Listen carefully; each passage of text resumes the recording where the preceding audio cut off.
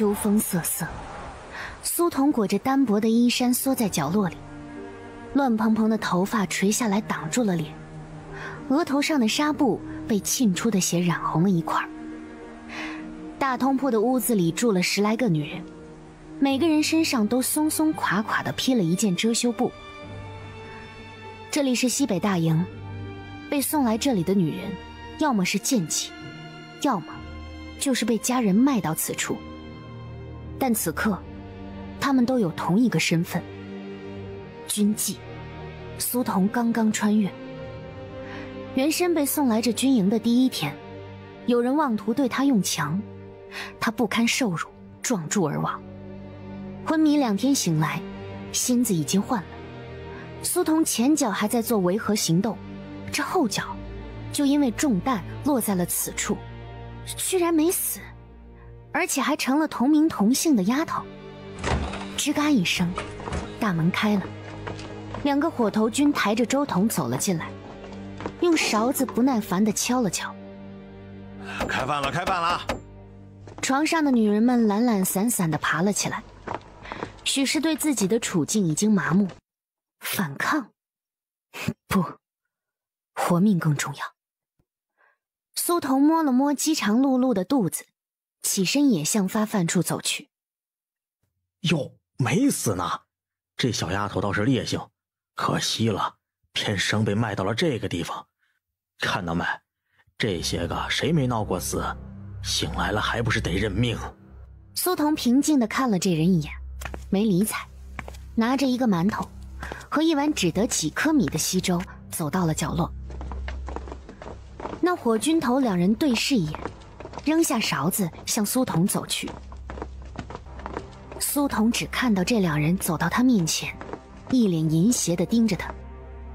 那就让我尝尝这干净小丫头的滋味啊！苏童冷冷一笑，哐当一声，碗落地，众人只来得及听到一声惨叫，鲜血直流。赤裸的男子死命捂住自己的咽喉，一脸不敢置信地看向苏童。苏童就站在那里，脚都没挪一下。你还要上吗？你敢杀人？来人呐！那人正喊人进来，号角发出的低鸣瞬间在四周响起。刚刚那些麻木如丧尸的女人好像被瞬间惊醒了似的，她们全部大声地尖叫着，拼命逃窜。快躲起来！柔然进攻了，柔然又进攻了！四周瞬间尘土飞扬，一片狼藉。就连那叫嚣的小兵也顾不得其他，转身就跑。只有苏童在所有人走后，慢条斯理地捡起了那刚刚被尸体脱掉的衣服。刚穿戴好，一名小兵走了进来。这些娘们儿跑得倒是快，赶紧的，打仗了，快走快走！他被拉扯得踉跄上前，满地黄沙，四周都是尖叫和杀戮，刀剑相过，无数人死在眼前。还愣着干什么？杀呀！杀！一个又一个人倒在眼前，直到那把钢刀向他袭来，他才惊觉。是啊，不杀，死的就是他了。他举起手中的大刀，勇猛地冲入了战场。10年后，老泉村村口，苏二郎走在前面，时不时回头望望，一对上那双亮晶晶的眸子，他就讪笑2声，不自在又尴尬地转头。闺女啊，咱马上就要到家了。哎呀，你都离家10年了，可还记得这里啊？哎，这个老槐树还有印象不？苏童看了一眼陌生的四周，又对上那老头黝黑布满沟壑的殷切憨厚的笑脸，不怎么清楚了。没事没事，你走的时候才12岁，都10年了，记不得是正常的啊。等以后啊，在村子里熟悉了，就慢慢记起来了。哎呀，爹这辈子最大的愿望就是找着你，如今可算是把你接回来了。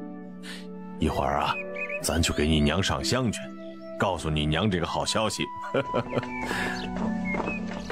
一路上听过太多这样的话了，苏童即使能背下来这些话，可还是感动苏二郎在得知自己女儿被卖掉后，全世界寻找女儿的举动。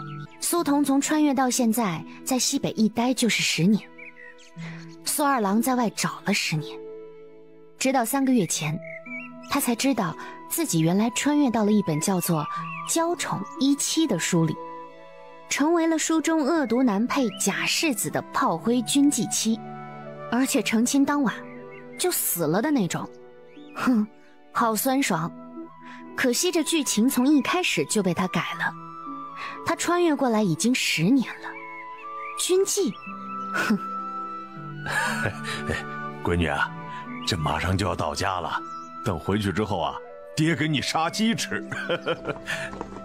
两人自顾自地走着，很快就走进了村里。苏二郎，你真将你这当军妓的闺女给接回来了！我的老天爷呀，你这接回来也不怕坏了你苏家门风啊！二狗子，你混说什么呢？谁是军妓啊？你他娘的给我说清楚，谁是军妓？又不是我一个人说的，全村都知道了。而且你娘还给你这当军妓的女儿订了婚事，京城里的贾世子，大伙都知道的事儿。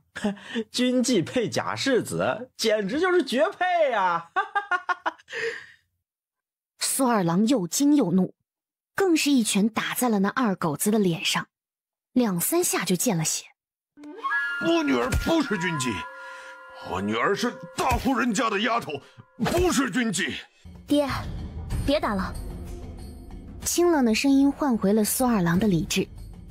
他站起来，看着这些个指指点点的人，拉着苏童往前站了一步。大伙儿都给我看好了，我女儿是在将军家当粗使丫头的，不是军妓。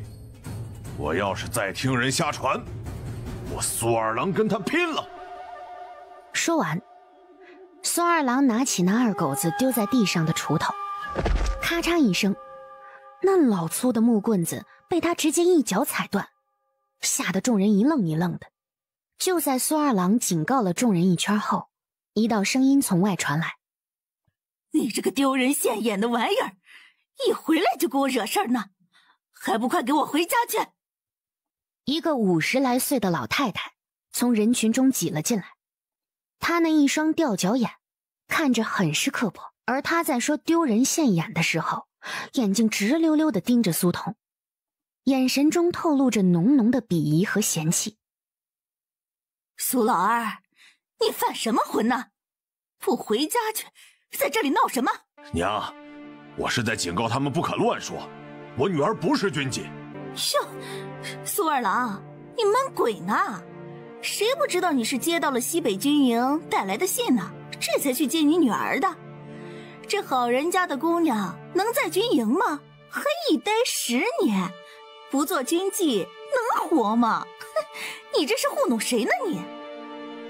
苏二郎恨不得撕碎了这些三姑六婆的嘴，特别是在看到他娘也是一脸不满的时候，苏二郎更不想就这么算了。那信的确是西北军营送来的，那是因为我闺女是在将军府当丫头，将军府的丫头。苏老太太有点惊讶，不是军妓，那就是闹了乌龙。哎呀，那要不是军妓，这要配给贾世子，那贱民不是亏了吗？可不，那贾世子被人揭发不是侯府的亲生儿子，是生下来啊就被人刻意调包了，如今被侯府赶出来了，他亲娘呢又是之前的青楼头牌，那就是贱籍。这良民配了贱民，以后生了娃也是贱籍呢。娘，你给我家苏童定亲了？苏老太太可不想自己的权威被挑衅，特别是那孙女儿从头到尾连招呼都没打一声，还大户人家的丫头，呸，没规矩的东西。更何况她可是彩礼都收了的，30两，这银子可是他们全家不吃不喝10年都未必存得了的。听了，彩礼都收了，等大丫头休整一下就出嫁。娘，这婚事不作数，不作数，我女儿不能嫁给贱民，不能啊！四周村民指指点点，可苏老太太已经决定了的事情，哪里能轻易改变？已经交换了跟帖，过了8字了，彩礼我都收了，想退没门儿。你到时候乖乖的给我嫁过去，否则的话，我苏家可容不了不清白的姑娘。不清白。苏童看向这老太太的神色，已经不能是冷了。剧情就是从现在开始的吧？原身是军妓，被他爹从西北找回来，结果苏家定了这么一门明显有问题的亲事给他。寻常10两银子就可以买一个清白姑娘，可是贾世子却用了30两定了苏童这么一个人尽皆知的军妓。这是结亲？买命还差不多吧？所以还真是原身成婚当晚就死了。现在原著如何他管不着，可是他10年前就穿过来了，他也没有在西北当军妓，人设都改了，还会被弄死？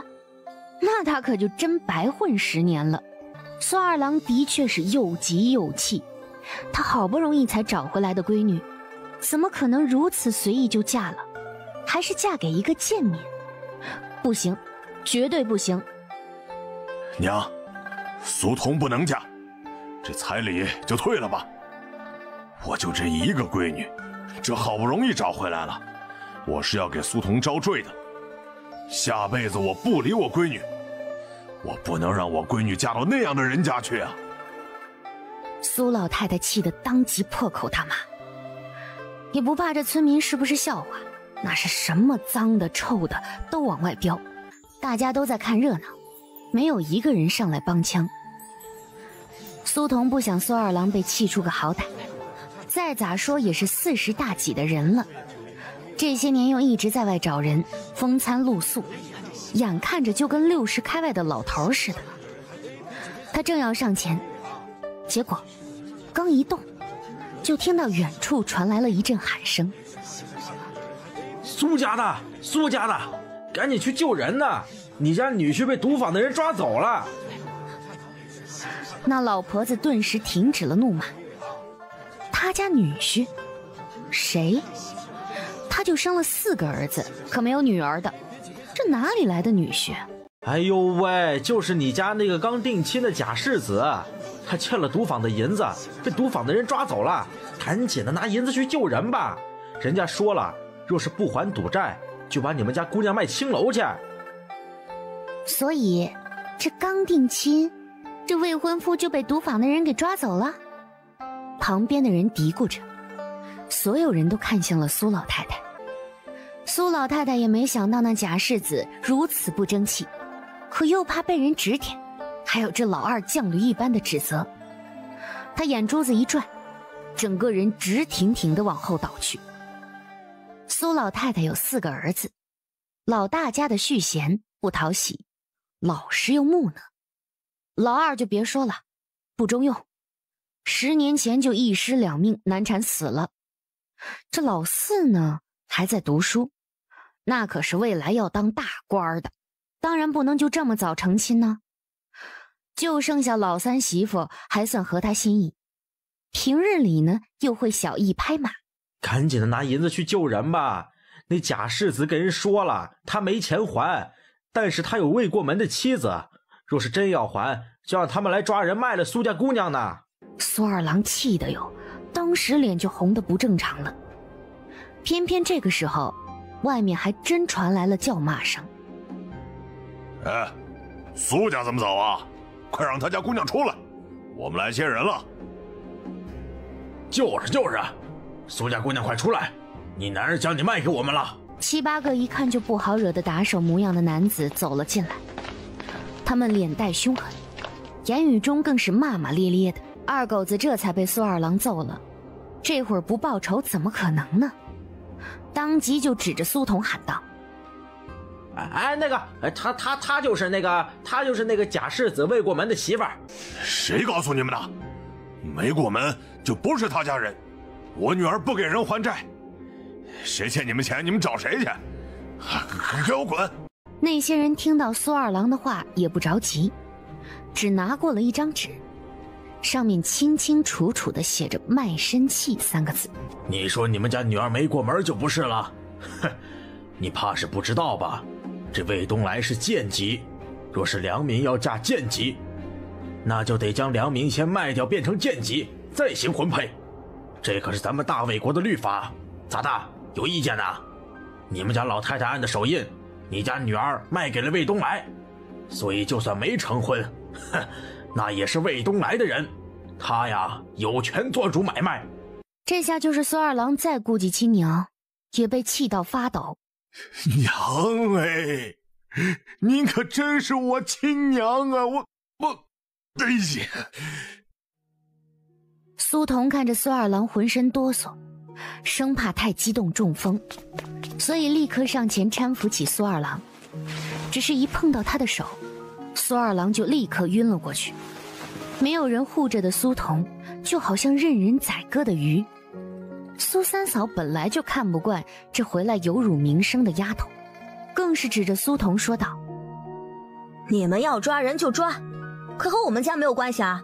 反正他也是在西北当军妓的，不是什么好东西，抓走就抓走。”苏童冷冷地看着这个乱说的女人，她的眼神太锐利了，吓得这苏三嫂将还想说的话给憋了回去。这死丫头怎么跟要吃人似的，怪吓人的。一旁的苏大嫂见状，觉得苏童着实可怜得很。这说是不卖了成不成啊？成啊，赎身银子30两，钱给我们，你们的事儿就跟我们无关了。30两，这……苏大嫂是真觉得这丫头可怜。她嫁过来的时候，苏童都被卖了，可也知道在外10年，想来也是受尽了磨难。可是30两，这家里哪里有？就是有，也是婆母管着。她嫁到苏家多年，这兜比脸还干净呢。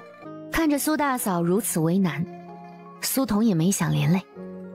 比起这装晕的老太太，还有那些落井下石的苏家妇人，这位已经算是难得的了。欠债还钱天经地义，我和你们走。这位婶子，劳烦您照顾我爹。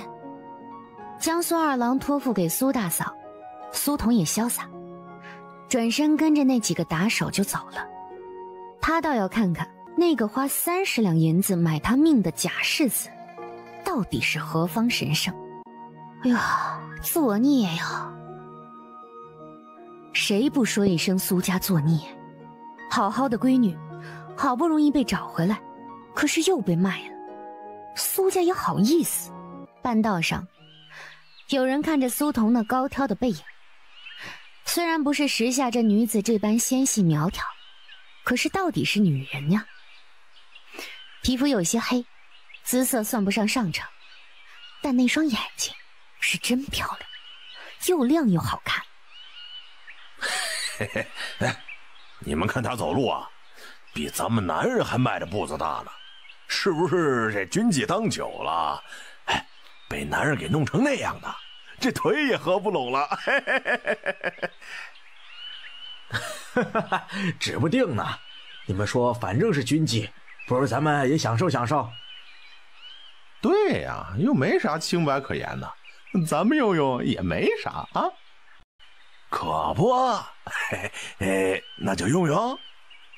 对呀，又没啥清白可言，咱们用用也没啥呀。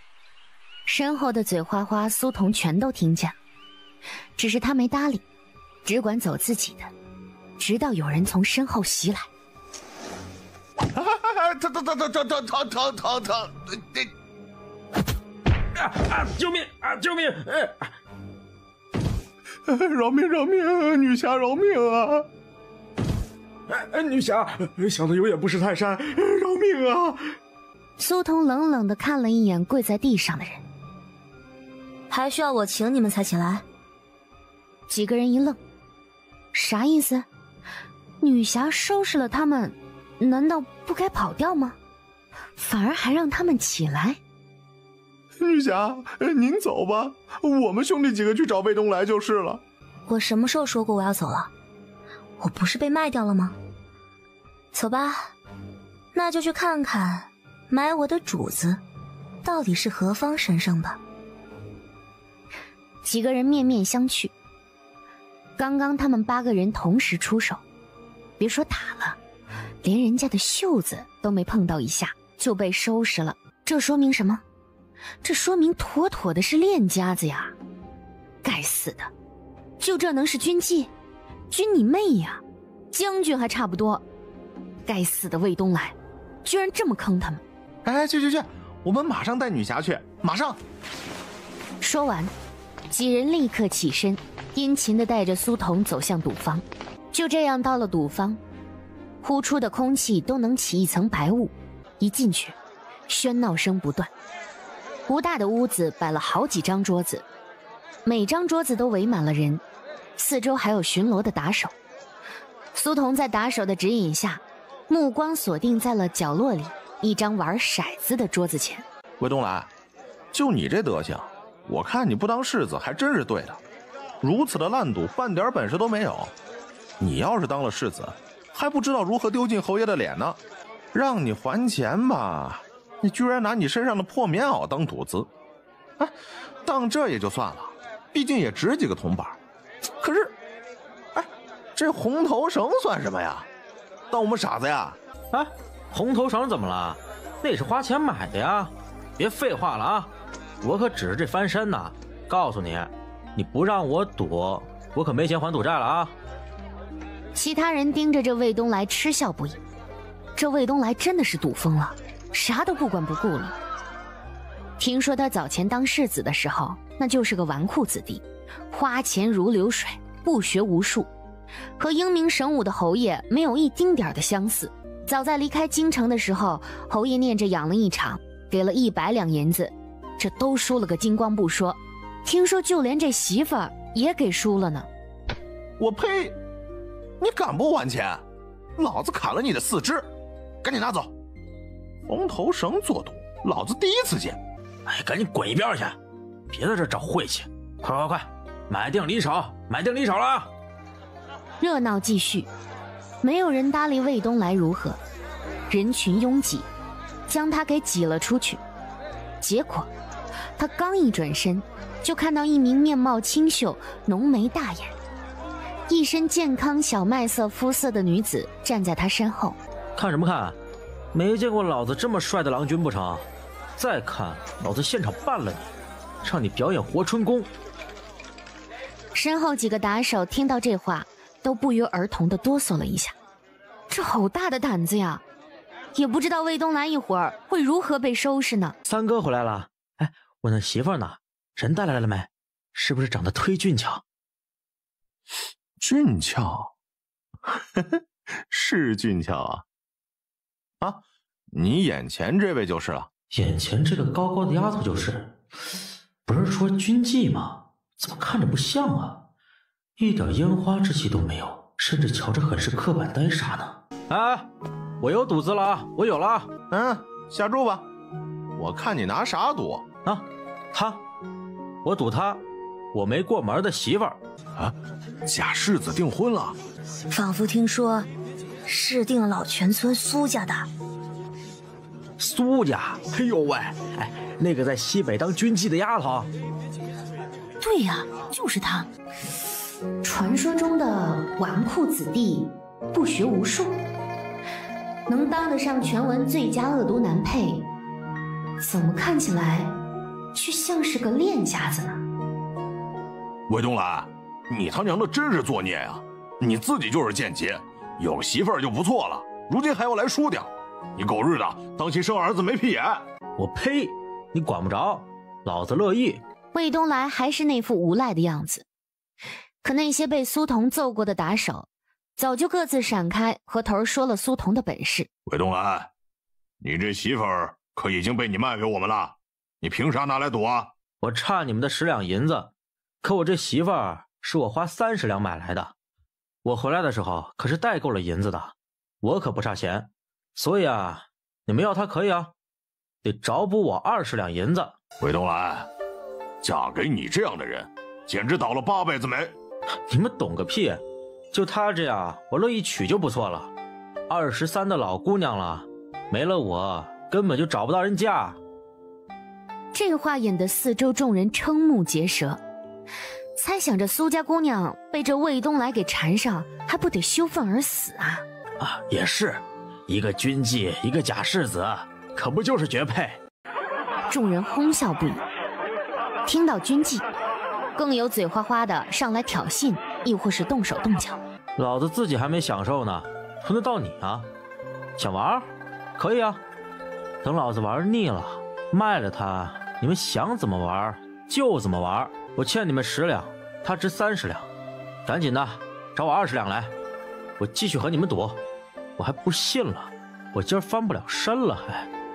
媳妇儿，你等着，等着我赢了，我就带你回去，给你买好吃的好穿的，羡慕死他们。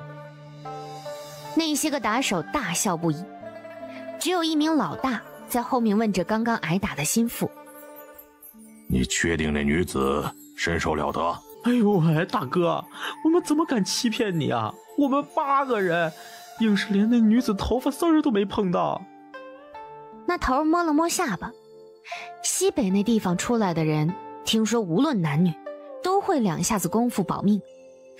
若是如此的话，这个女人倒是可以拉拢一下。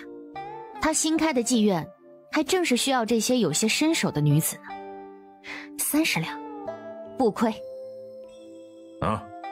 钱给他。魏东来看着打手拿过来的20两银子，眼睛都瞪圆了。这些人居然真的给了20两，不是该将这个女人给赶出去吗？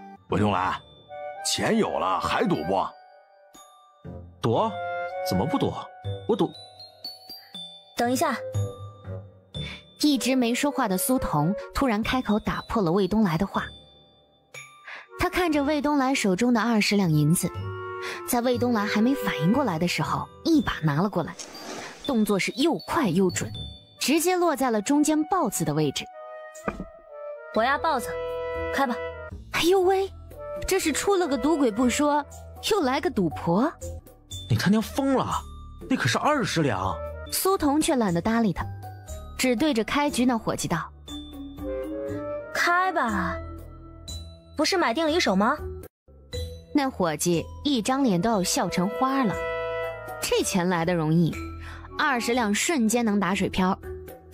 要知道他们这些人，那手上功夫可不是盖的，想开大就开大，想开小就开小。诸位，买定离手啊，买定离手。魏东来，赶明儿啊，我们去给你娘子捧场，给你当连金了哟。就是，到时候去青楼给你娘子捧场。这苏姑娘可真霸气，一来啊就下豹子，这得是什么神仙手气才能开出豹子呀？大家说是不是啊？就是嘛，不过苏姑娘就是异于常人啊！就在那荷官要打开骰盅的瞬间，苏童的手放在了桌面上，和旁人一样，一脸专心地看着。六，豹子，真是豹子，那可是1赔6啊！这什么手气？所有人都惊住了，就连那魏东来都惊得将苏童的手握得死紧。这力道有点意思。120两，承让啊！苏童这一手让那些打手全懵了，当即就要不承认，可是那个小头目却走了过来。看来苏姑娘是行家呀，要不我和苏姑娘赌一局？哎，不成，不赌了啊，不赌了。哼，韦东来，你捣什么乱呀？滚开！苏童却看着那赌坊老板手中的卖身契。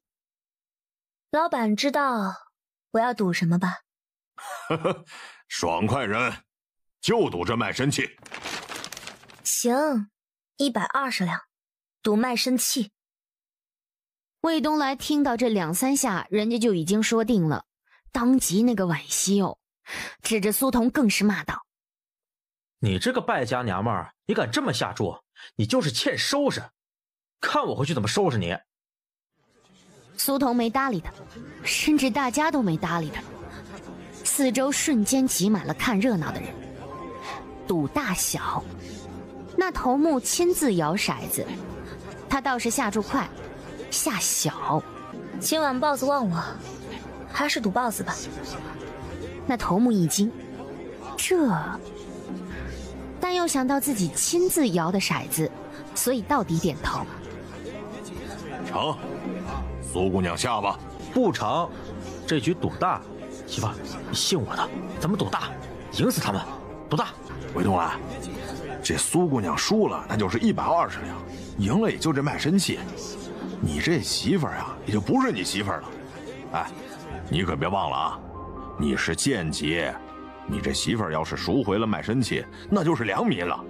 魏东来面色古怪，苏童也没理他，而是看着桌子上的骰盅，照旧。在骰盅要打开的瞬间，他的手放在了桌案上。1、2、3，开！哎呦天哪，这什么运气呀！妈呀，666，又是豹子！厉害呀！头目亲自下手，当然知道自己的本事，可是这骰子却在开的一刻变了。他看了一眼那苏姑娘放在桌面上的手，这一刻是真的相信了这苏姑娘是真的有些身手的。这是用手劲儿敲打桌子而改变了骰子的点数啊！有些人却只能成为朋友，哪怕这是个女子，还是个从西北回来的女子，能在西北待10年还能安稳的回来，有点意思。苏姑娘，这是你的卖身契，交个朋友，以后我的场子还请苏姑娘高抬贵手。这位大哥客气了，我苏童也不是好赌之人，只是苏姑娘但说无妨。往后我夫君若是再来，苏姑娘的夫君？苏姑娘，你不会还是要嫁给这个魏东来吧？就是啊，苏姑娘，你可别糊涂了。既然拿回来卖身契，苏姑娘就好好为自己考虑一下吧。老子说什么了？老子说了，我丰神俊逸多的是女人喜欢，看到没？看到没？看到没？我媳妇儿多在意我，多喜欢我，非我不嫁，这就是真情，真情。面对魏东来的不要脸宣誓，苏童只是懒洋洋地对着那头目说道：“若是我夫君再来，还请大哥帮个忙。”什么忙？直接打断他的手，就如同我这般。苏童说完，操起凳子，直接砸在了魏东来的手臂上。我操，好他妈狠啊！苏童，你大爷！哼，可以。如果我大爷同意的话，他现在在老泉村。比起刚才那一凳子砸断了魏东来的胳膊，苏童这话让所有人都目瞪口呆，叹为观止。这西北来的婆娘真彪悍呐！是啊，这混话张口就来。魏东来这是踢掉铁板了。魏东来是又疼又惊，他是万万没想到啊，这女人如此不要脸。我要退亲，我要退亲。退亲也可以啊。可以？这女人这么好说话，刚刚可还当众承认我是她夫君的。当初我去你家提亲，给了30两银子，你把银子还给我，咱们俩婚事不作数。苏童却笑出了声音，他微微低头，完全不在乎的样子，甚至抄着手，居高临下的看着在这个地上躺着的颇为有些可怜的男人。谁收了你的银子，你就找谁去。只要你能要回那30两，婚事作罢。魏东来不干了，当初那银子是给了苏家那老婆子的，那老钱婆一脸贪婪的，怎么可能退嘛？他看着苏童手中白花花的120两银子，你手里就有，为何不给我？哼，这可是我自己赢来的，与你何干呢？你可别忘记了，没有我那20两银子当本钱，你根本不可能1赔6赚了120两，所以那20两银子还我，还我！不提这个，苏童差点忘记了呢。苏童看着手中的银子，掏出一锭20两的，在魏东来满怀期待的神色下，轻轻一抛，银子准确无误地落到了刚刚的头目手中。苏姑娘，这是？今儿麻烦各位大哥了，这些银子是魏东来自己想要戒赌，所以给赌坊的兄弟们买酒吃的，以后还得麻烦各位监督他。若是再到赌坊来，不必客气，就像我刚刚那样，必有重谢。苏姑娘好气魄，苏姑娘放心，以后我黄老虎的地盘，若是谁敢再让这小子进去赌，那就是跟我黄老虎作对。魏东来，你小子是捡到宝了，珍惜着吧。谢谢苏姑娘。谢谢苏姑娘。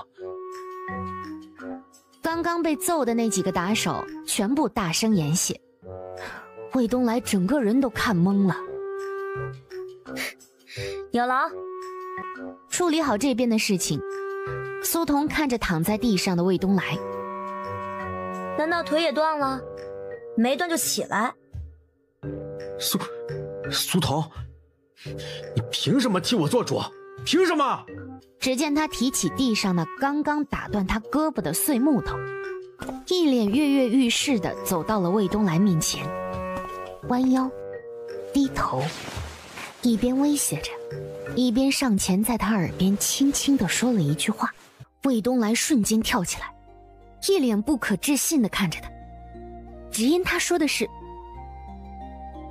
魏东来极为听话地跟着苏童走出了赌坊。好些个人都在好奇，这苏姑娘说的到底是啥话，竟然能让魏东来这么听话。这西北的军纪都如此彪悍了，出手就能打断老爷们的胳膊，这样的女人谁敢碰啊？就是啊，西北咋这么恐怖？女人也如此厉害？你们懂个屁啊！就苏姑娘，怎么可能是军纪呢？人家指不定在西北做活呢。西北除了军纪，又没别的女人了，没点见识的东西。以前可不敢说，可是这几年，在童将军的带领下，西北安稳了许多呀。这柔然几次进攻，哪次讨到好了？就说最近一次打仗吧，那都是去年了。想想看啊，西北是不是安稳多了？这么一说的话，好像是真的呢。西北有了少将军童三后，一直安稳，这些年已经少有战乱。这苏姑娘，兴许还真不是军纪。可是我怎么听说童将军在3个月前回京途中摔落悬崖失踪了呢？还听说呀，这柔然听说童将军失踪啊，如今已经摩拳霍霍，集齐兵将，准备来年开春就要再次开战呢。是啊，我也听说童将军失踪了，这西北不会又开战吧？这才过了多久安稳日子呀？明明讨论苏姑娘的地儿，瞬间被童大将军失踪的事儿给替代了。不过这里面如何闹哄哄的，苏童和魏东来自然是没工夫搭理的。此刻的魏东来正小心地捂住自己的胳膊，一脸警惕地看着苏童。你刚刚那话是什么意思？哼，意思是10两银子就能买一个水灵又清白的丫头，可你偏偏呢花了30两，买了一个声名狼藉、被谣传为在西北当军纪的我，当谁傻呀？魏东来微微张着嘴，一脸目瞪口呆地看着苏童。这女人这么聪明？可是他猜中了开头，没猜到结尾。不是我定的你也别找我麻烦，我还是苦主呢。不是他。苏童挑眉，想起刚刚在赌坊那个角落里明显有人监视的样子。所以这小子也被人给盯上了。魏东来是假世子，那和他有仇的肯定就是真世子，以及让人家分离了几十年的侯府主子了吧。不过原著当中这小子是恶毒难配，最后落得个万箭穿心而亡的下场，据说尸体还被敌军的马匹踩得个稀巴烂，死的是要多惨有多惨。这反正都要死，还不如借他用用。不管是谁替你定下我，你也顺水推舟将计就计了，如此就能让那些暗中盯着你的人放心，对吧？当然了，如果按照你们的计划顺利死了，那就更合你们的心意了。让我猜猜，你会用什么办法弄死我呢？下毒，还是直接伪装自杀呀？魏东来简直是觉得匪夷所思了，这人居然猜对了，就连他偷听到的那些人打算弄死他的方式都一模一样，见鬼了不成？可这女人显然不是那么好欺负的，看来那些人注定是要失望了。你乱说什么啊？我怎么可能要你命呢？你这么剽悍，我敢吗我？你说的对，你的确不敢。毕竟我们打算一样，所以鹿死谁手未可知。魏东来浑身一震，他听到了什么？他喵的说什么？你在说什么啊？我听不懂。呀，听不懂啊？听不懂的话就算了，毕竟依照目前来看，在你想弄死我之前，我应该可以先弄死你。怎么样，期待吗？这是苏家那个被卖掉10年的丫头，说好的做丫头呢？说好的做军妓呢？她到底是谁啊？脑子没病吧？不知道你说什么，反正我会叫人去退亲的。你这样的泼妇，小爷消受不起。说完，魏东来转头就走了。苏童没有要追的意思，他只是站在那里看着他离开的背影。绵绵细雨，阴寒湿冷，让人觉得骨头都能被冻碎。那个人却捂住手臂，脚步沉稳，一身单衣，但却不见哆嗦。魏东来，假世子。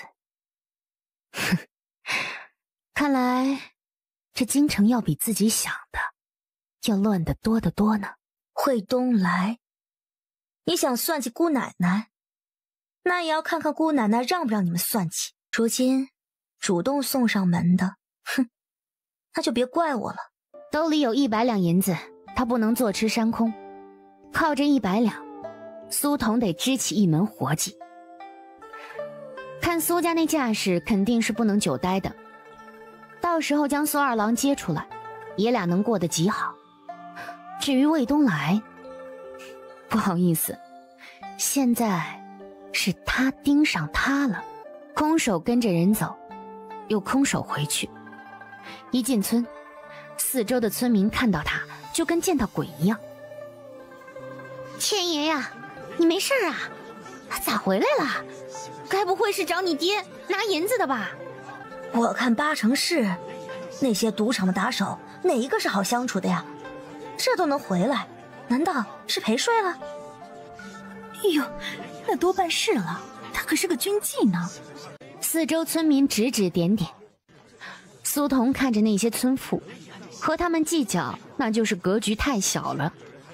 更何况他在军营10年，习惯了直来直往，搬弄是非那不是他的特长。他的特长是一刀毙命，直捣黄龙。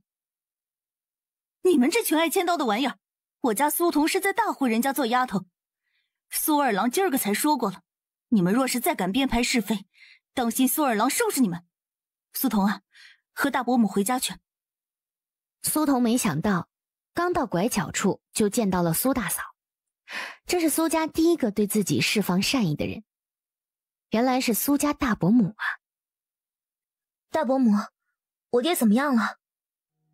苏大嫂是续弦，如今不过才30出头。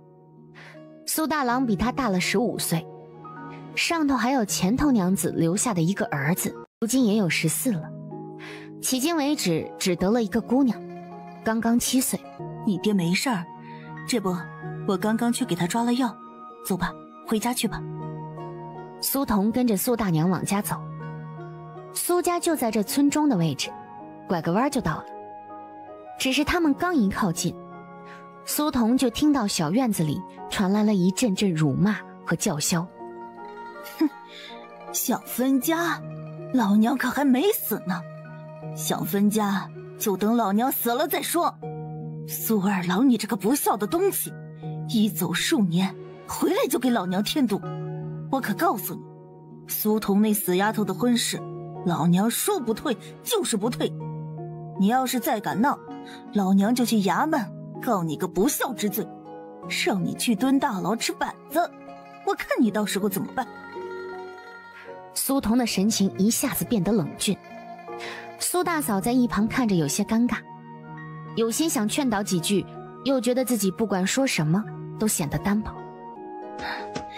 你奶就是那个脾气，家里是她做主，所以那亲事……大伯母，我心里有数，多谢大伯母。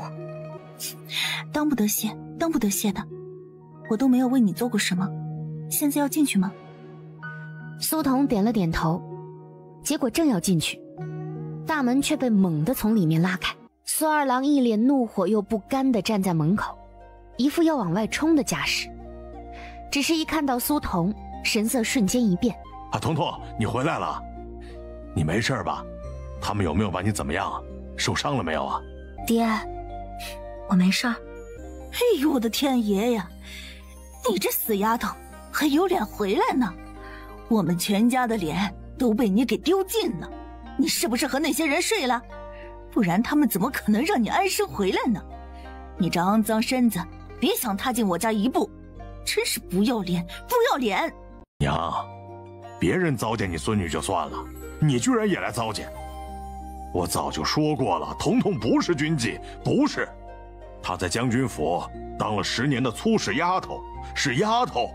面对苏二郎的解释，一旁的苏三婶冷哼了一声：“那7、8个打手，一看就不是好相与的，人家能啥便宜不占，把人给放了。我说二哥呀，你是不是也太天真了？说出去也没人信吧？”苏二郎沉着脸，也或许是被提醒了，他的手都在微微发抖。童童，他们有没有欺负你啊？告诉爹，爹给你做主。他们要是敢欺负你，爹就是豁出这条老命，也要跟他们拼了，给你讨回公道。爹，他们没有把我怎么样，魏东来还了赌债，那些人就把我给放了。啊，还了赌债？他一个烂赌鬼，怎么可能有钱还呢？不是说都欠了好些个银两了吗？一听到苏三婶的话，苏童就半点不给面子的当着那些慢慢围在门口的村民问道：“原来三婶早就知道魏东来烂赌呀，想来奶奶也知道了。既然如此烂赌，奶奶你怎么还给我定下这样的婚事啊？你这不是害我吗？”哼，自古婚事就是父母之命媒妁之言，老娘定都定了，你想怎么着吧？我不想怎么着，只是奶奶你自己也说了，父母之命媒妁之言，我爹还没死，我的婚事应该是我爹做主，我这婚事啊，奶奶你呢做不了主，自然那彩礼你也没有资格收，应该给我爹。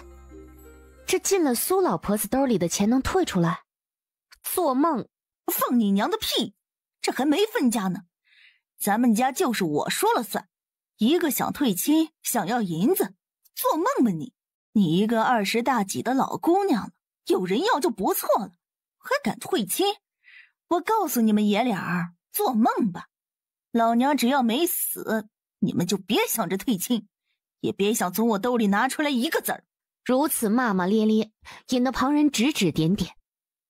苏二郎则拉着苏童往外站了一步，看着苏老婆子道：“那就分家，我带着我家彤彤当过。你在外找着死丫头10年，中间回来过几次啊？你尽过几次孝？现在家里日子眼看着要过得好了，你要分家？你这个杀千刀的，你怎么不和这死丫头一起死在外面呢？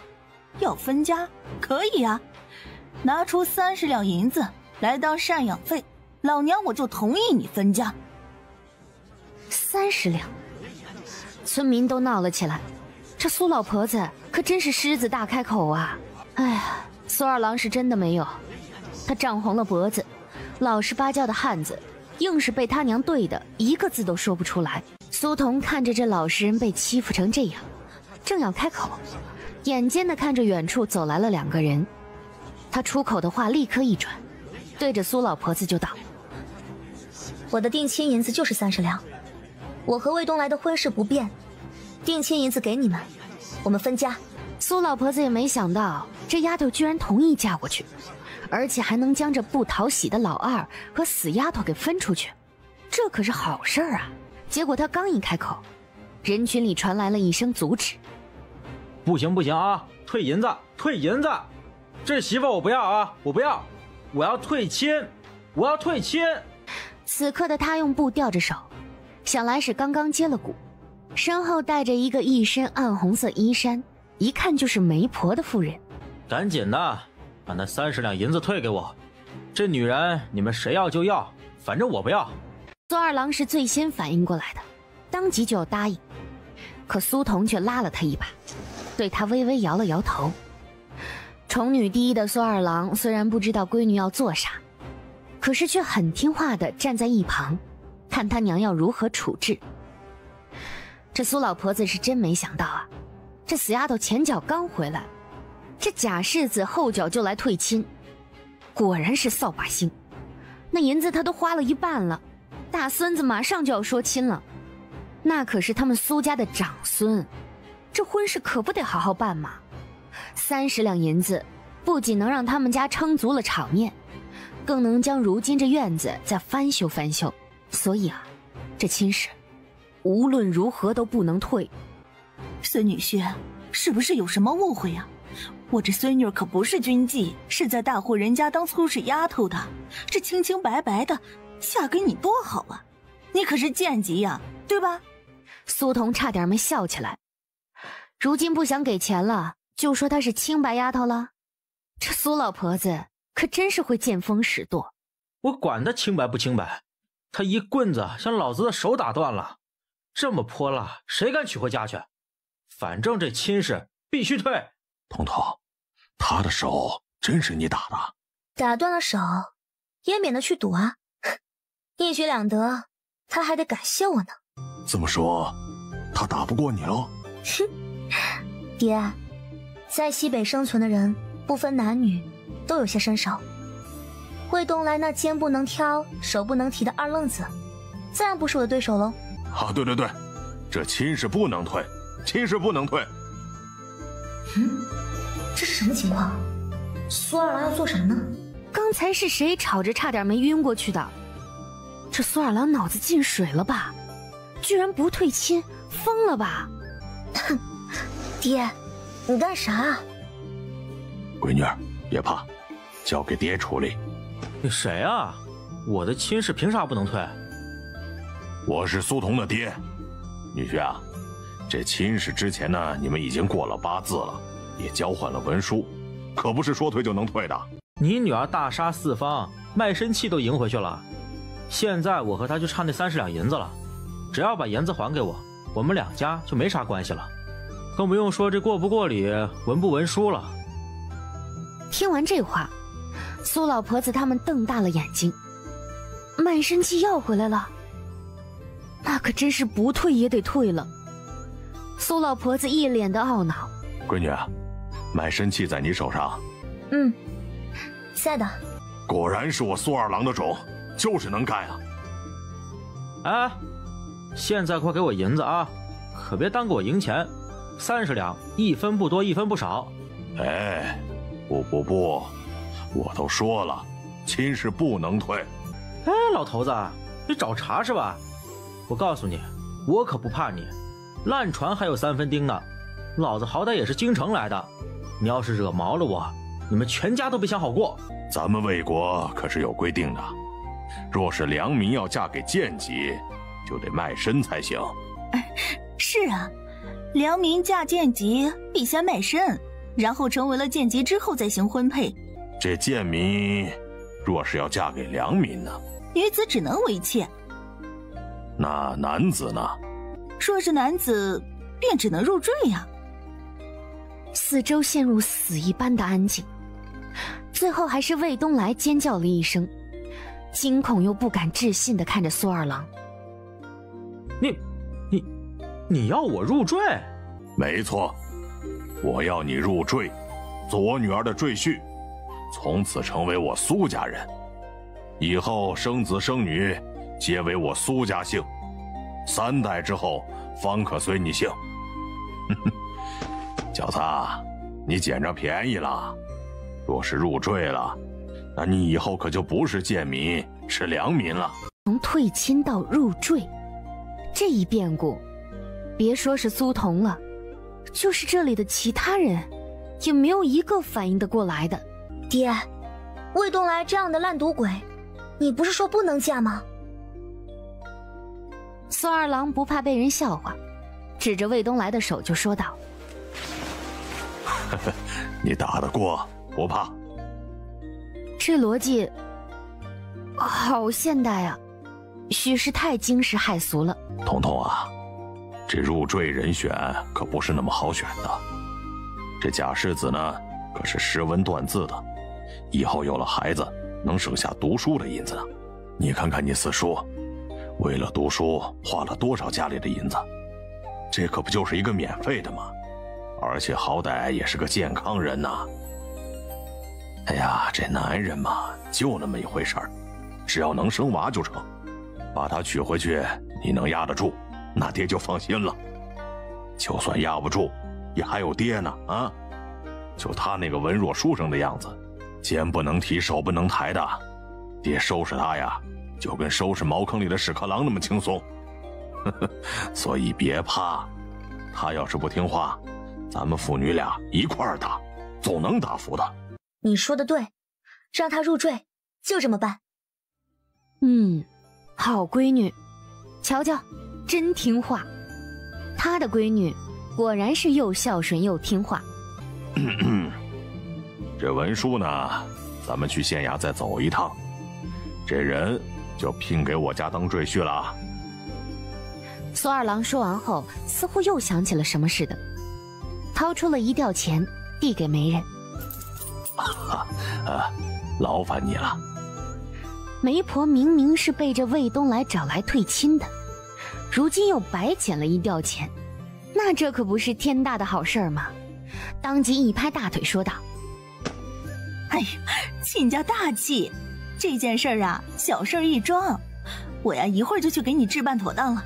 魏公子，恭喜魏公子，脱离了贱籍之后，可就是良民了，良民。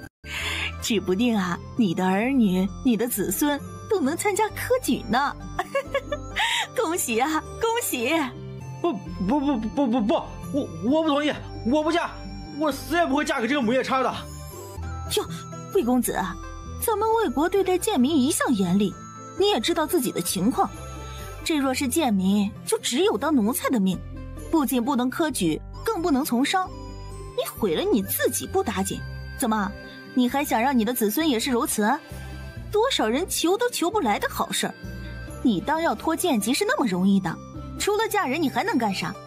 就你这样好赌，若是一不留神得罪了谁，处罚都比良民重上许多。若是被人收拾，再被流放到西北那样的地方去，哎，就你这小身板儿，做苦力是不行了，做男妓怕是。媒人的话让魏东来的脸色是变了又变，最后更是盯着苏童大喊：苏童，你为什么要害我啊？为什么？苏童忍住笑意，看着这魏东来一脸的不情愿，万般不甘心的样子，就觉得解气，比砸断了他的手还要解气。不是想将自己堵掉吗？不是想将自己卖掉吗？不是想将自己杀掉吗？哼，都说了，鹿死谁手，未可知呢。你当初结亲的时候就该想到这样的下场，所以千万别算计人，指不定转头就会被人算计。哼！魏东来简直有苦难言，可他才不会这么容易就屈服，让他给一个女子为赘婿，做梦！苏童，烂船还有3分钉呢啊！我可是当了20年的世子，还轮不到你们如此作践我，让我当赘婿，哼！你也不怕惹上麻烦？说是被我爹知道的话，你小新全家怎么死的都不知道。魏东来恶狠狠的话让在场的百姓都有点后怕的惊呼出声。是啊，好歹人家也是当了20年的世子呢，让人家当赘婿，着实是有些糟践人了。是啊，你好歹也是当了20年的世子，这就是普通百姓人家养了20年，也是有亲情在的吧？哎呀，你看看你啊，是怎么混的呀？哪怕不是世子了，当个养子也成啊。退一万步，就算不是养子，亲戚总成吧？你呢？你倒好，养子没捞到，穷亲戚也没捞到，甚至连个良民的身份都没有捞到。你这是将侯府一家得罪的有多厉害啊？人家才让你恢复你贱籍的身份，真要看中你，会不知道贱籍是什么样的存在吗？这不就是说你连侯府的下人都不如吗？否则会被赶到这偏远县城。这里距离京城可有1000里，魏东来，你当谁傻呢？是啊，都说假世子，若是真这么有感情的话，至少给个良民身份呢。这对侯爷来说，那不是最简单不过的事儿了吗？可是不仅不是良民，还成了个贱籍，这怕是将将军府得罪死了才会如此吧。魏东来那是被聒噪的哟，脸上一阵青一阵白的，这女人怎么会知道的这么清楚？还说这小县城的人都蠢，不知道侯府深浅，可他倒好，通透的简直吓人。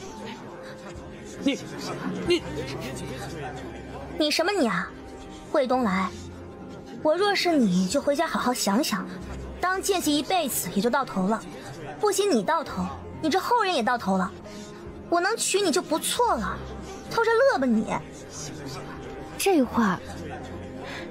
话1个时辰之前他才对这女人说过的，这么快就还给她了？哎，作孽哟，作孽哟！哎呦，魏公子啊，你也是读书人，你们有句话叫什么来着？什么鸟要选木头歇歇脚来着？哎呀，反正啊，意思就是要为将来考虑。这贱民啊，想要脱离贱籍成为良民，那得是主家或者是你自个儿做了对良民有大贡献的事儿，对吧？有保人举荐，这要不然呢，一辈子就只能做一些下三滥的活计，倒夜香、打更的这些活计，你乐意？你能干？你养尊处优20年的你干不了，好好想想吧。魏东来的脸是青一阵白一阵，被这些人七嘴八舌的，硬是半天没有找出一个反驳的词。对，你好好想想，若是乐意的话，咱们选个良辰吉日就来娶你。苏童听着苏二郎说完，对着媒人递了个眼色。媒人可不想这到手的银子飞走，他拉着魏东来说道：乐意，这事儿啊，我们魏公子估计是高兴的说不出话了。亲家老爷大气，这事儿啊，等我们回去之后，魏公子和家里人商量商量，就给你们一个准信儿。苏二郎点了点头，看看着没人将发呆的魏东来给拖走了，这才松了一口气。可转头又疑惑了，这贾世子还有亲人？是啊，这贾世子还有亲人吗？这怎么没有听人说呀？怎么没有？他那个当青楼头牌的娘可还没死呢。苏老二，你这婚事定得好呀，不仅招赘一个贾世子，顺带呀还要来一个青楼头牌，你们家干脆开妓院得了啊！魏东来的娘居然没有被侯府的人处置，不是说偷换了世子吗？这事儿可不对劲呢。只觉得这魏东来怎么感觉浑身都是谜呢？真若是他娘当年换了人，那侯府怎么会放过这样混淆皇室血脉的人呢？我简直是欠了你们爷俩的。苏二郎，老娘什么时候答应让你给这死丫头招赘了？还是那贾世子，还要加那老石子的青楼继子？我可告诉你，你若是敢将人招进门，我就打断你们的腿。那贾世子是贾世子，和他娘有啥关系啊？招赘了就当和他娘没关系了。苏老婆子横眉冷对，一副想生吞活剥了他们爷俩的样子，死瞪着两人。奶不是不让分家吗？我也觉得不分家好。如今爹呢，给我招赘一门赘婿回来，家里啊就多了一个人帮忙了。虽然魏东来好赌一些，肩不能提手不能抬的，也没啥别的毛病。平日呢，让他在家教孩子们读书识字，这不是多了一个免费的夫子吗？以后若我们再有了一儿半女，还要靠奶给重孙子孙女儿说亲呢。这家里多回来2人不算，还要再加一个，以后甚至生了孩子也要算在这里面。做梦简直是。娘，彤彤多懂事啊，知道你想一家子都聚在一起。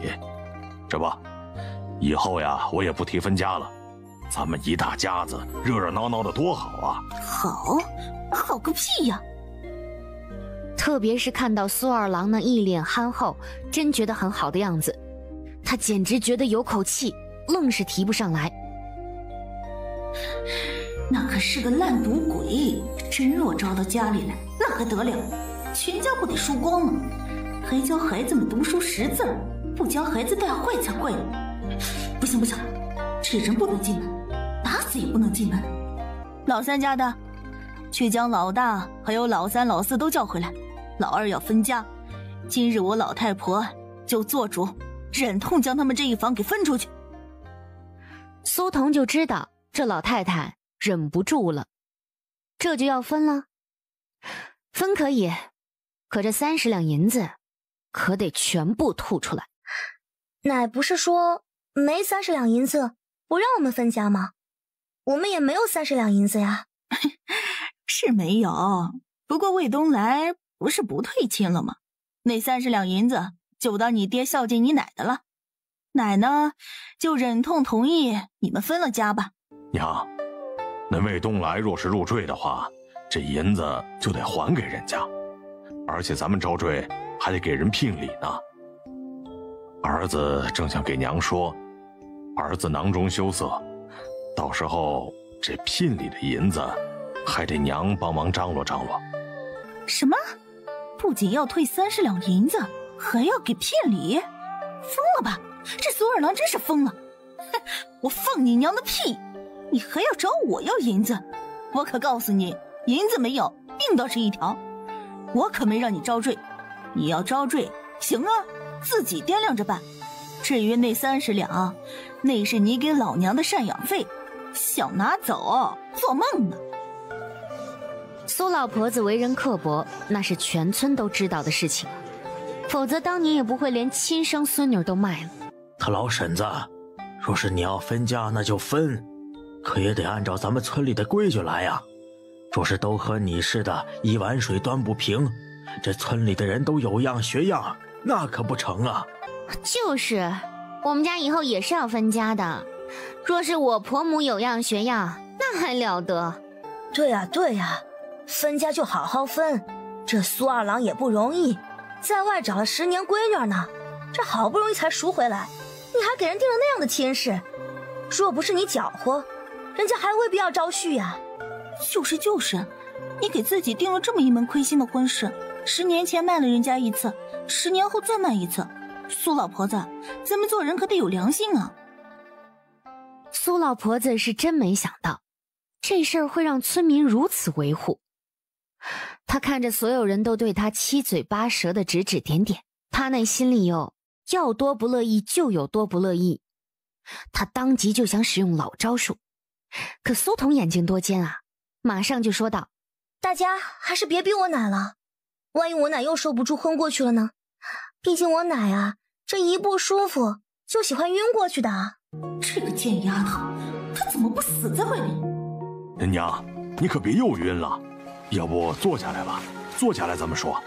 爹，咱们都不懂，这些年也没有回来，不知道村里的事儿，不如还是请村长叔帮忙料理这事儿吧。村长叔德高望重，又最是公平公正的，若是奶真要将咱们分出去，咱们爷俩也对不起奶了。虽然不能在奶跟前尽孝，可咱们呢，也得和大伯叔叔们一样，他们咋孝顺奶的，咱们也咋孝顺，可不能亏了奶啊。至于让卫东来入赘的事儿，爹，咱们有手有脚，倒是可以去挣那聘礼，可是卫东来的彩礼得退给人家呀，你说呢？这般懂事明事理，倒像是在大户人家做活的。对呀，听说是将军府的丫头，看来呀，真不是军妓呢。我早就说了，我闺女儿是在大户人家做丫头的，你们现在也信了吧？啊，看看我闺女儿多会处事啊，这点随我娘子。啊，对，村长，我也不懂这家里的事儿，这些年呢也没在家里照顾我娘，我娘现在要分家，我也只能同意了。麻烦您帮忙看看咋分啊？您说咋分就咋分，以后我大哥和3弟4弟咋孝顺我娘就咋孝顺，大家呀都帮忙监督监督，我得对得起我娘养了我一场啊。苏二郎，你这女儿真在将军府当丫头啊？那可不，村长，我女儿那可是将军府上的丫头。是少年将军佟将军府上？苏二郎立刻点头。那你可见到佟将军了？将军长啥样啊？听说那少年将军很是威武英俊，连陛下都有意招为驸马呢。将军3个月前已经失踪了，如今官府四处都在寻找。我在将军府10年，将军的确是个好人，对待我们这些下人啊，从来不打骂，很是随和公正。我这次能被我爹找到，还是将军做主放了我的贱籍，让我跟我爹回来的。村长叔，我真的没有当军妓，是在将军府当丫头。我们将军都说，我爹能在外找我多年，肯定是村里村长有功，不然村里咋可能出我爹这么实诚的人？我们将军还夸过村长你呢。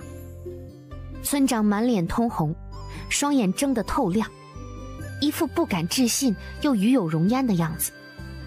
真的，将军真夸我了，将军还能知道我呢？知道的。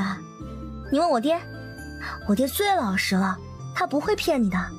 就是，当时那个什么官儿，领我去接彤彤的时候就说了，说你们村儿接到信儿就通知你了吧？你们村长啊，那可是办事可靠的。嘿，你也不错，在外边找了你闺女10年呢。所以啊，村长叔，我们父女要被我奶给分出来，这事儿还是得请您做主。毕竟您是连将军都夸奖公平的人呢，我们信您，真的就信您。大婶子，要分家就分吧，将你家大郎、3郎、4郎都找回来，我来做主，给你们分家，一定会公平公正，绝对不让老婶子你吃亏的。我的老天哪，他怎么没在这姨俩生下来的时候就掐死他们呢？这可给自己整的，这都啥事儿啊？可是村长发了话，全村人都听着呢，想不分家不行了。可老四在县里读书，如今正是紧要关头，明年就要下场了，耽搁不得。不如……所以啊，这事儿若是再拖，可就不好了。奶，若是我四叔要下场考试，以后要是成了官老爷，有个当赘婿的侄女婿，哎，这会不会让他的名声不怎么好听啊？这马上就要过年了，估摸着这私塾也要放假了吧？老四读书厉害，可不能因为这个就耽搁了前程。这死丫头参到老二分家，还要分那30两银子，想分是？好啊，别以为我没招治呢，等着吧。想分成，那咱就分。好，老三家的，去地里让你男人去城里接老四回来，咱们明儿个就分家。苏家要分家，村民得到了这个消息，都等着看明日的大戏。这会儿估计也知道是分家分定了，所以进屋之后一直憋着气儿不言语，只是死盯着他们父女。一会儿啊，爹去给你杀鸡。你好不容易回来了，等你四叔回来，今晚也能吃个团圆饭。你要分走我银子还不算，还想吃我的鸡？吃个屁！这鸡是你喂的，你凭什么吃老娘的鸡？吃屎你还差不多，你好意思吃鸡呀？没良心的玩意儿！你给我滚回屋里去，少在我跟前转悠，马上给我滚！娘，我们一路赶回来就想着要全家团圆呢，这饭都没吃呢，这不给吃鸡，也给吃点别的吧？你不是能耐吗？有本事就别吃家里的呀！一日没分家，这家就是我做主。想吃屎吧你！说完，苏老婆子气呼呼地回了屋里。苏二郎瘪了瘪嘴，不让他在家里吃，那他就去外头买好了。他又不傻。闺女啊，爹带你先去休息一下，一会儿爹给你买吃的回来。苏童点了点头，跟着苏二郎进了靠近猪圈的一个小屋子。这个屋子可是全家最差的一个了，又逼仄又臭。好在此刻是冬天，若是夏天，那猪屎的味儿再加上那些蚊虫苍蝇，这屋子里根本没法住人吧。闺女儿啊，你先歇着啊，爹去打水来打扫一下。一会儿呢，我去给你找床被子。晚上你就将就着住一晚，等明儿分了家，爹一定不委屈你。爹，那晚上你住哪儿啊？我去你隔壁张叔家住啊，他和爹一样是个官夫，家里就一个儿子了，和爹的关系可好了。这以前呀，还陪着爹去找你来着。成，那就麻烦张叔了。等事了了之后，咱们安顿好了，请他们来家里吃酒。我瞧着呀，以前咱们家那个老宅可以要过来，就是远了些，靠近后背山了。那房子呢，也是草房子，简陋得很。不过这大冬天的，咱们也得有个落脚的地儿。这简陋呀，也比没地儿住好，对吧？眼看着就要过年了，咱们父女今年好不容易团圆了，那可得好好过个年。等来年啊，爹赚些银子再翻修一下，你成婚的时候就能住上敞亮房子了。听爹的。等安顿好了，爹就继续以前的营生。你别怕啊，爹养活你那可是没问题的。杀猪？不仅杀猪，还要卖肉呢。这卖肉啊才是赚钱的活计，也不止这一个地儿卖。咱们呢走街串巷，稍微便宜点，就能积少成多，薄利多销。这些年爹卖过肉，卖过其他物件，当过货郎，只要是能赚钱的活，爹都做过。所以你放心，爹一定能养活你，还能存够聘礼钱呢。爹，我有钱，你别担心了。爹知道，你那是这些年做工的月钱啊，你都攒着，留着呢，自己买一些好看的衣服和头花。姑娘家身上得有钱，这以后还要管着女婿，你自个儿留着花吧啊！就在两父女交流的时候，门口进来了一个小姑娘。二叔，大姐，娘让我给你们拿窝窝头来。哎呀，小丫给二叔送吃的呀。呦，谢谢小丫了。彤彤啊，这是你大伯母的女儿，叫小丫。小丫，谢谢你给我们拿窝窝头吃。给姐姐吃。苏二郎在身上摸了摸，掏出了2颗油纸包的糖，给了闺女1颗大的，让苏童吃，又拿了1颗小的，走到小丫面前，直接塞到了小丫嘴里。二叔，好甜呐！甜吧？嘿，快吃啊，快吃啊！吃完二叔还有呢。娘，二叔给我糖吃了，可甜可甜了。人一走，苏二郎就给苏童倒了1杯水。闺女儿，快吃点垫吧垫吧，一会儿呢，爹去给你找好吃的，就着糖吃。爹记得你小时候最喜欢吃糖了。爹也吃，1人1个。你大伯母是个心善的，不像你三婶儿心硬着呢。哎呀，就是你大伯母命不好，当年她被那贪财的爹卖给你大伯当了续弦，不然呢，她就嫁给你张叔了。她跟你张叔那个是青梅竹马的长大，成婚到现在又只得了1个丫头，所以你奶不喜着呢。哎呀，瞧我这张破嘴，咋跟你一个姑娘家嘀咕这个？快吃快吃啊！吃了爹去给你找棉被。苏童点了点头。那个大伯母的确是个心善的，在那些人要带走她的时候，明明怕得要死，还来替自己说话，稍微收拾了一下，勉强住得下人了。苏二郎就去借被褥去了。结果苏二郎刚走没一会儿，院里就发出了一阵撕心裂肺的哭喊声。你这个挨千刀的丧门星，还敢来偷吃的？不仅自己偷，还带着这个小杂种一起偷。我放在橱柜里的窝窝头哪儿去了？他嘴里那糖是哪儿来的？是不是你那姘头给的？我打死你这个贱人！我让你发浪，我让你偷东西，我打死你！我没有偷吃，是二叔给的，是二叔给的。娘，我们没有偷东西。我看二叔他们风尘仆仆的，一路上也没有吃点东西，窝窝头就给他们吃了。娘，我真的不是故意的。娘，你要打就打我，小丫还是个孩子。苏老婆子拿着那烧火棍，啪啪啪地向苏大嫂的背上砸下去。打！奶奶，打死他们！二伯都不给我糖吃，给这个赔钱货，我不管，我也要吃糖，我要吃糖！苏老婆子更是火大得很，打得也越发用力。小丫吓得嚎啕大哭。别打娘，别打我娘！我给你，我不吃糖了，我不吃了。嘴里的糖还没化呢，小丫就抠了出来，手上黏糊糊的。可那苏铁牛看到了，却一步走过来抢了过去，直接扔到了嘴里咂巴着。眼见着那苏老婆子还要继续打，苏童没忍住，走过去一把捏住苏老婆子的手腕，用力一推，苏老婆子差点没一个踉跄倒在地上。